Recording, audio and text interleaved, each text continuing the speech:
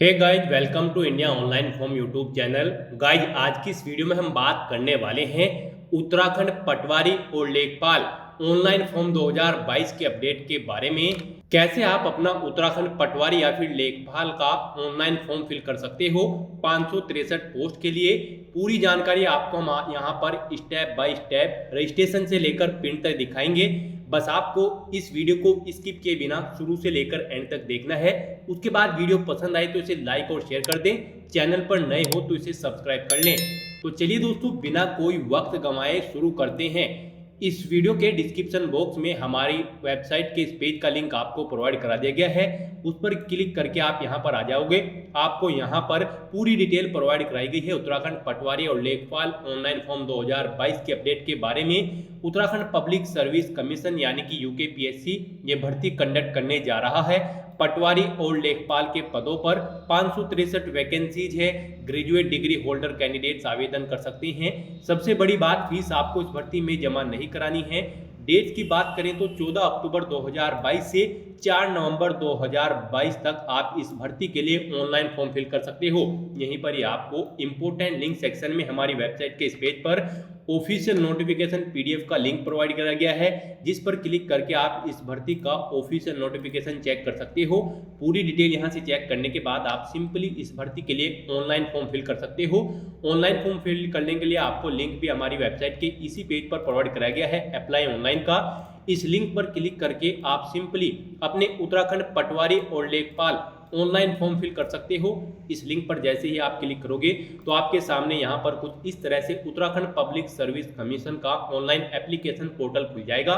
यहाँ पर आपको simply online application for revenue sub inspector patwari / lekhpal exam 2022, starting date 14/10/2022, end date 4/11/2022, इसके सामने यहाँ पर क्लिक हियर टू अप्लाई इस लिंक पर क्लिक करना होगा।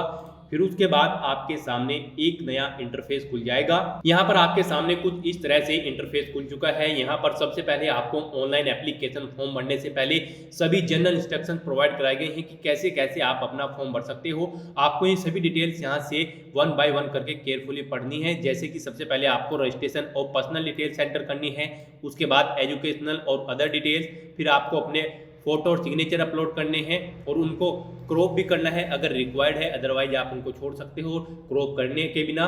फाइनल रिव्यू और सबमिट आपको फिर अपना एप्लीकेशन फॉर्म कर देना है और फिर उसके बाद आपको अपने एप्लीकेशन फॉर्म का प्रिंट लेकर फ्यूचर रेफरेंस के लिए रख लेना है। तो दोस्तों, यहाँ पर आपको सभी जनरल इंस्ट्रक्शन प्रोवाइड कराए गए हैं, इनको आपको 1 बाय 1 करके पढ़ना है। अप्लाई करने से पहले आपके पास एक मोबाइल नंबर और ईमेल आईडी होनी चाहिए। जी हाँ दोस्तों, एक्टिव ईमेल आईडी यहाँ पर आपकी होनी चाहिए। इस प्रकार से यहाँ पर सभी डिटेल्स रीड करने के बाद आपको यहाँ पर अप्लाई नाउ बटन पर क्लिक करना है। उसके बाद आपके सामने यहाँ पर कुछ इस तरह से इंटरफेस खुल जाएगा। यहाँ पर सबसे पहले आपको अपना नाम एंटर करना है। उसके बाद यहाँ पर आपको अपने फादर का नाम एंटर करना है। फिर आपको अपनी मदर का नाम यहाँ पर एंटर करना है। अपनी मदर का नेम एंटर करने के बाद आपसे यहाँ पर पूछा गया है कि क्या आपने एडवर्टाइजमेंट नंबर, ये एडवर्टाइजमेंट नंबर है, इसके अगेंस्ट भी आपने अप्लाई किया था, येस या फिर नो आप सेलेक्ट कर सकते हो। येस अगर आप सेलेक्ट करते हो तो उसका रजिस्ट्रेशन नंबर आपको यहाँ पर एंटर करना है। और अगर आपने उस एडवर्टाइज नंबर यानी कि इस एडवर्टाइजमेंट नंबर के अगेंस्ट अप्लाई नहीं किया था तो आपको यहाँ पर नो सेलेक्ट करना है। फिर उसके बाद यहाँ पर आपको अपनी डेट ऑफ बर्थ सेलेक्ट करनी है कैलेंडर में से। फिर उसके बाद आपको यहाँ से अपना जेंडर सेलेक्ट करना है, आप मेल हो या फिर फीमेल। उसके बाद आपको अपनी वैवाहिक स्थिति यानी कि मैरिटल स्टेटस बताना है, आप मैरिड हो या फिर अनमैरिड। उसके बाद यहाँ पर आपको अपनी नेशनलिटी क्लियर करनी है नेक्स्ट स्टेप में कि आप इंडियन हो या फिर टाइबेटियन रिफ्यूजी हो। अपने अकॉर्डिंग आप यहाँ से सिलेक्ट कर सकते हो। नेक्स्ट आपको अपनी एलिजिबिलिटी के बारे में यहाँ पर बताना है, क्या आपका नाम उत्तराखंड राज्य में स्थित किसी भी जिला सेवा योजना कार्यालय में पंजीकृत है, यस या नो फिर आपको सिलेक्ट करना है। अगर यस है तो यहाँ पर उसको उसकी डिटेल एंटर करनी है, registration number, date of registration. और अगर आप नो सेलेक्ट करते हो तो कोई डिटेल आपको यहाँ पर एंटर नहीं करनी है। उसके बाद क्या आप किसी नौकरी में कार्यरत हैं उत्तराखंड में, यस या नो सेलेक्ट आपको यहाँ से करना है। अगर कार्यरत हैं तो यहाँ पर आपको संगठन का प्रकार और एनओसी आवेदन करने की तिथि एंटर करनी है। अदरवाइज आपको कुछ भी एंटर नहीं करना है अगर आप नो सेलेक्ट करते हो। उसके बाद यहाँ पर आपको क्या अपनी हाई स्कूल इंटरमीडिएट अथवा इसके बराबर कोई स्तर की शिक्षा उत्तराखंड राज्य में स्थित मान्यता प्राप्त संस्थानों में से उत्तीर्ण की है, यस या नो आपको सिलेक्ट करना है। उसके बाद यहाँ पर आपसे पूछा गया है कि क्या आप या आपके पति पत्नी या आपके माता पिता उत्तराखंड राज्य में सैनिक अर्धसैनिक बलों के नियमित कर्मचारी है, यस या नो आपको सिलेक्ट करना है।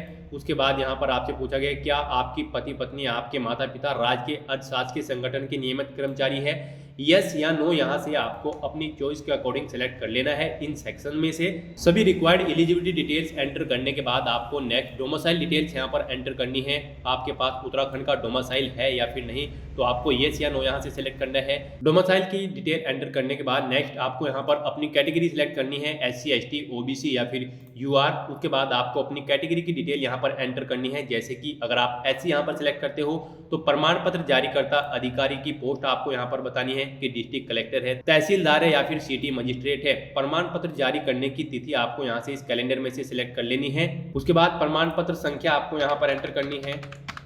फिर आपको प्रमाण पत्र जिस जिले से जारी किया गया है उस जिले को यहाँ पर सिलेक्ट करना है। उसके बाद यहाँ पर आपको अपनी सब कैटेगरी डिटेल एंटर करनी है। क्या आप दिव्यांग या PH है, यस या नो आपको सिलेक्ट करना है।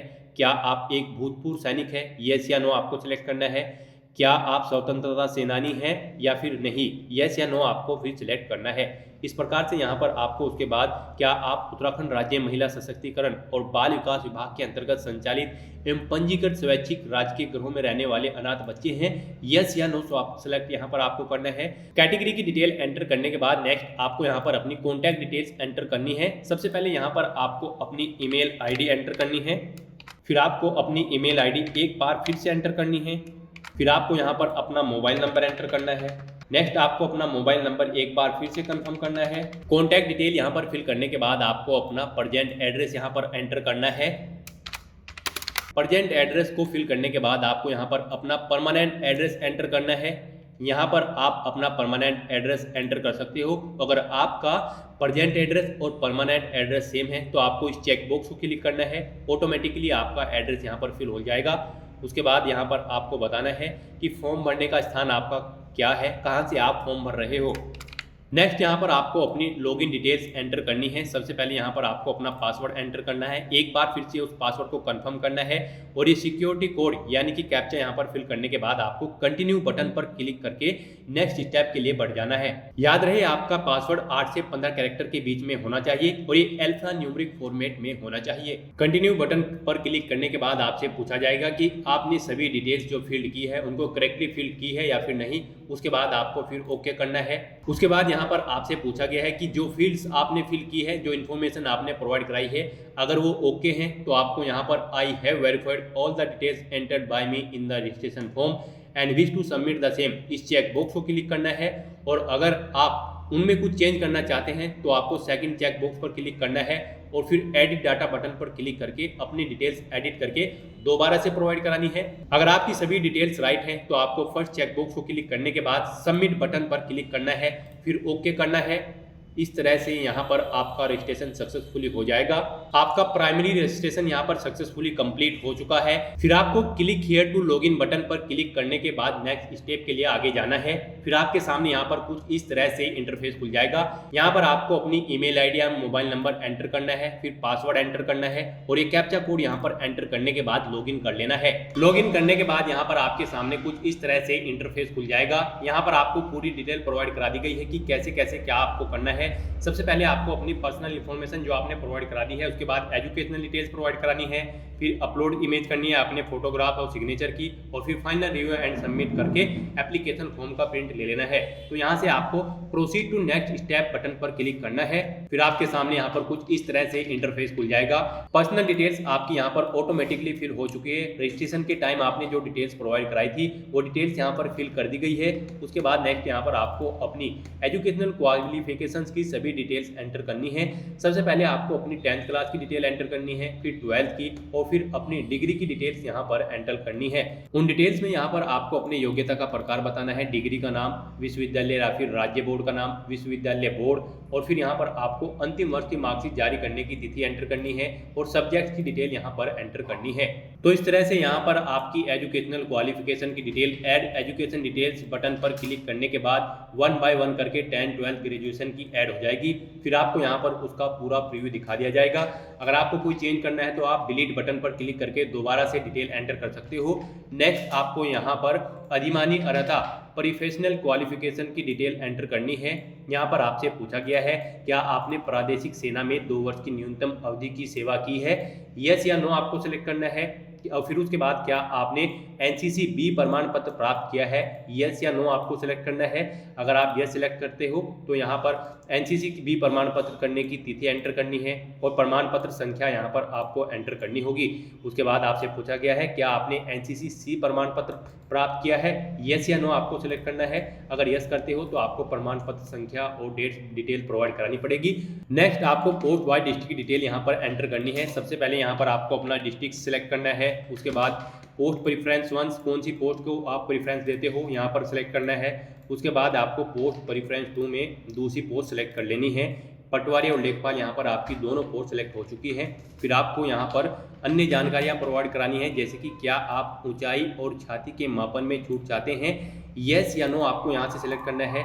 उसके बाद आपको बताना है कि क्या आपके खिलाफ कोई आपराधिक मामला लंबित है या नहीं, यस या नो आप यहां से सिलेक्ट कर सकते हो। नेक्स्ट आपसे पूछा गया है क्या यूकेपीएससी, यूपीएसएससी अन्य राज्य लोक सेवा आयोग द्वारा आयोजित परीक्षा चयन के लिए वांछित या ब्लैक लिस्टेड हो आप, यस या नो आपको सिलेक्ट करना है। यहाँ पर कैंडिडेट की आईडी प्रूफ आपको सिलेक्ट करनी है। उसके बाद जैसे कि Aadhaar card, voter identification card, passport, driving licence, PAN card जो भी आपके पास है यहाँ से आपको सिलेक्ट करने लेना है। उसके बाद आईडी प्रमाण पत्र संख्या यानी कि आपको अपने आधार नंबर यहाँ पर एंटर करना होगा अगर आपने आधार कार्ड यहाँ पर सिलेक्ट किया है।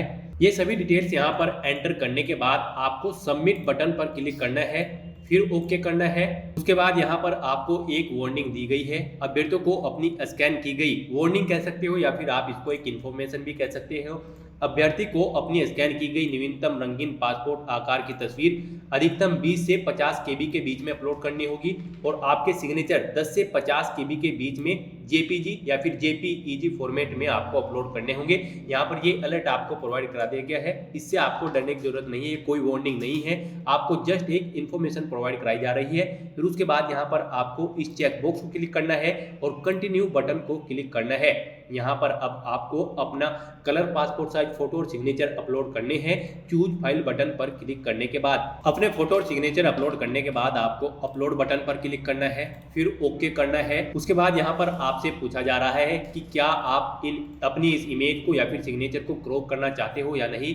यहाँ पर आपको 2 बटन प्रोवाइड कराए गए हैं, इमेज अपलोडेड आर करेक्ट। अगर आपके इमेजेस करेक्ट है तो आपको इस बटन को सिलेक्ट करना है, अदरवाइज आपको नेक्स्ट बटन को सिलेक्ट करना है। I want to crop image photo and signature, इस पर क्लिक करके आप अपना इमेजेस, अपने ये सिग्नेचर और फोटो इमेजेस क्रॉप कर सकते हो। अगर आपकी इमेजेस और सिग्नेचर ओके हैं तो आपको फर्स्ट बटन पर क्लिक करना है और फिर आपको सेव एंड कंटिन्यू इस बटन पर नीचे क्लिक करना है, फिर आपको ओके करना है। तो दोस्तों यहाँ पर आपने जो फॉर्म फिल किया है उसकी पूरी डिटेल एक प्रीव्यू के रूप में प्रोवाइड करा दी गई है। आपको ये सभी डिटेल्स 1 बाय 1 करके केयरफुली रीड करनी है और फाइनली यहाँ पर नीचे आकर click here for final submit button पर क्लिक कर देना है। ये ऊपर चेक बॉक्स जो आपको प्रोवाइड कराए गए हैं इनको ओके करने के बाद फिर आपको ओके करना है। तो इस तरह से यहाँ पर आपका उत्तराखंड पटवारी और लेखपाल भर्ती ऑनलाइन फॉर्म 2022 सक्सेसफुली सबमिट हो चुका है। उसके बाद यहाँ पर आपको click here to print application form, इस लिंक पर क्लिक करके अपने एप्लीकेशन फॉर्म का एक पूरा प्रिंट आउट ले लेना है फ्यूचर यूज के लिए। यहाँ पर आपको इस फॉर्म को नीचे स्क्रॉल डाउन करना है और प्रिंट बटन पर क्लिक करने के बाद अपना प्रिंट आउट ले लेना है फ्यूचर रेफरेंस के लिए। तो दोस्तों ऐसे आप अपना उत्तराखंड पटवारी या फिर लेखपाल भर्ती परीक्षा 2022 का ऑनलाइन फॉर्म फिल कर सकते हो। आज की वीडियो में बस इतना ही। आई होप ये वीडियो आपको पसंद आई होगी। पसंद आई हो तो इसे लाइक और शेयर कर दे, चैनल पर नए हो तो इसे सब्सक्राइब कर लें। Thanks for watching.